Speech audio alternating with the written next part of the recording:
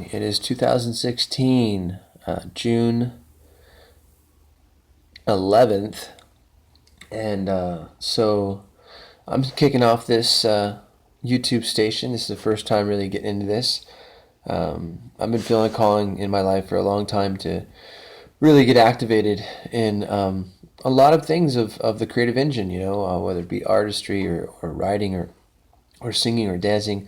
And I've been really reluctant, to be honest with you, over the years to this calling. And so I feel that I can relate, and my message of my heart is beneficial to the moment of now for a lot of us who have craved and hungered a lot of change and growth in our life, um, as a way of having love to share with ourselves and with others, to feel content and peaceful in our soul. Um, and so throughout the years, with myself and what I'm going to be getting into for this station is just sharing, like, basically out of spiritual bankruptcy, to put it lightly, or this craving and hunger to know and to be a part of something so much bigger than me, this location of this body, something that goes beyond that, with a live consciousness that makes the whole universe a dancing playground of the Creator. In my book, in my story, anyway, expressed. Everyone has their own story, of course, and their own beliefs.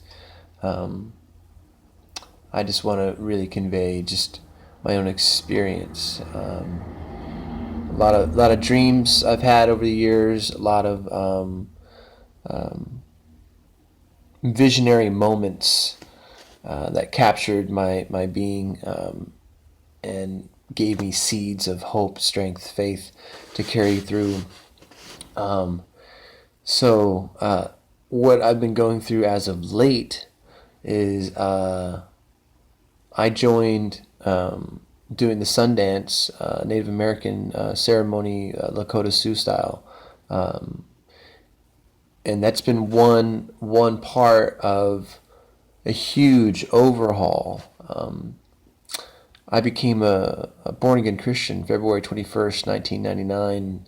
Before that, I was, my own version of like a hippie kid, hitchhiking the country and checking everything out, and wanting to be a part of, this bigger thing, and had a lot of exposure to a lot of wonderful and a lot of ugly and bad things that I created, within my story.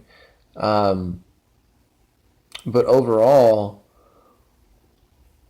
what's been happening with these visions now is it seems like the seed form is now, like, it's gone deeper, and it's like creating this growth of proportions I have no control over.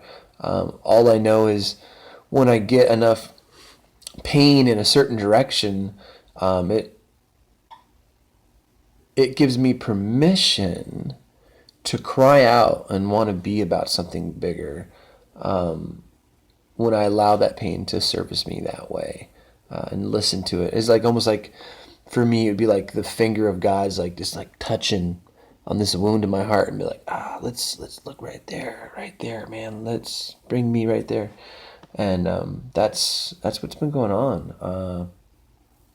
So I had recently got married, and was thinking, whoa, this is it, and then I found out that it wasn't it, uh, and the compatibility was just not there for where I feel comfortable going in this universe right now. Of course, I believe I create my own experience, so I even created this type of experience. I mean, we're co-creators in it, you know what I mean? Like, but with the mustard seed of faith, I can move mountains. That's what Homeboy Jesus is talking about. And I think that translates into all faiths and all, traditions on the planet, and even without faith. That idea of my subconscious, this seed inside of me that perpetuates my identity and reality, can move like emotional spiritual, psychological, and eventually being in that full broad measure as the Creator intended, move literal mountains.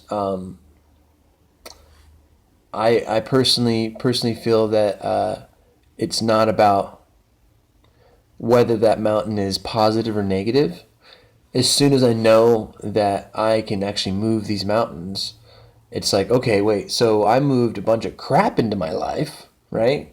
Growing up, and how I took in whether I was worthy, or felt like I belonged, or all these different things that happen, and the peer pressure of growing up and wanting to fit in with society, and that those become mountains. And it's like, okay, well, I had the power to move that into my life, just because of my attraction for it. So now that in itself is that permission and that like knowledge of like, okay, wow, so then I can actually move this out of my life too. All it takes is a simple crying out and a shout out to the universe. I mean, there's no requirement for a belief in a higher power in order to cry out, and then from there, it's like the universe and the Creator, I feel, for me, in my experience, can reveal, itself in a way that becomes palatable for the human to take on as a way of courage and hope and bravery in moments of what seemed like fear and things pushing in on us, telling us stories within the realm of society that we've learned. It's just been so much going on this planet, and it's just time for us light warriors of all the traditions to get past the dogma of our own creeds and say, okay, what's the bigger picture? How can I really emulate what it is that my best values that would make me feel good with my family, right? Like my loved ones, that kind of interaction that I have with them. How can I spread that interaction that I would think is the best and most healthiest way with them to everyone else in the world, and to my neighbors, and to people at the grocery store? And something that's been coming to me as of late, that's been helping me even get out of my own like personal funks on a day-to-day basis that can happen, in my life. But like, say I'm in a grocery store and I see a person who, maybe when I was growing up, I would have thought, oh, this is a retard, or, there's something not right with this person, and you can just kind of tell that, okay, they're probably pretty depressed about this too, because they look kind of funky, and it doesn't look like they're having, they ain't getting laid, so let's be honest.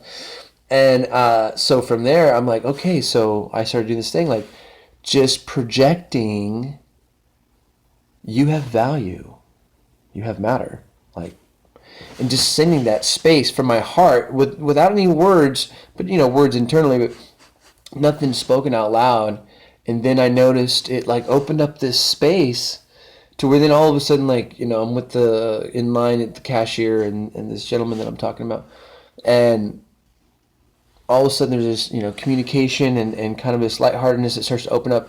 And then what happened is she said, oh, you guys don't have to wait here in line. You can go over to the next, teller. And I'm like, no, why would I not want to wait? Like, this is a wonderful place to be. You know what I mean? Like, everybody here has value. Like, you guys all matter. And I, made sure to spread that energy towards the gentleman that I had been internally thinking that about.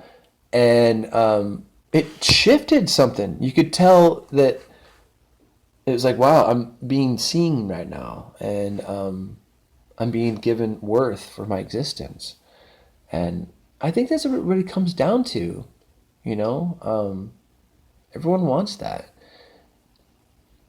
And so, in my personal story, it goes on the vein of Christ a lot, but then at the same time, like, as I said before, like, I'm in Sundance now. Like, a Christian in Sundance, like, that's unheard of. The Christian lineage in this country has, been partisan to banishing the Sundance because of this, hocus pocus, be scared of another person's culture, type of energy. And how soon we forget how our own beliefs were questioned, and people killed for them and things like this. And so then to turn around and do the same behavior, for me, Christ says, whatever I've done unto the least of these, I've done unto him. So, whatever I've done to my neighbor, anybody else around me, also whatever I've done to myself, because a lot of times I think of myself as the least of these, or at least I have in the past. That is something that we no longer are allowing. So where it can go from there is phenomenal, though, because then we can really take in what it looks like to share a heart with humanity and be like, okay, well, your beliefs look really strange to me. I don't understand your customs, but why do you have these? What is your heart? Like, what's going on in your heart? Like, why were these beliefs created? What were you looking for? Oh, you were looking for the same thing I'm looking for. You're looking for the Creator. You're looking for life. You're looking for love. You're looking for safety in the community, fresh water and shelter, and just being able to thrive and live. Like, oh, well, shit. Well, go ahead. You know what I mean? Like, it sounds like you've got something going for you. It's working, And I think from that place, then if there by chance happens to be one religion or faith that is more superior and abundant with a fixed truth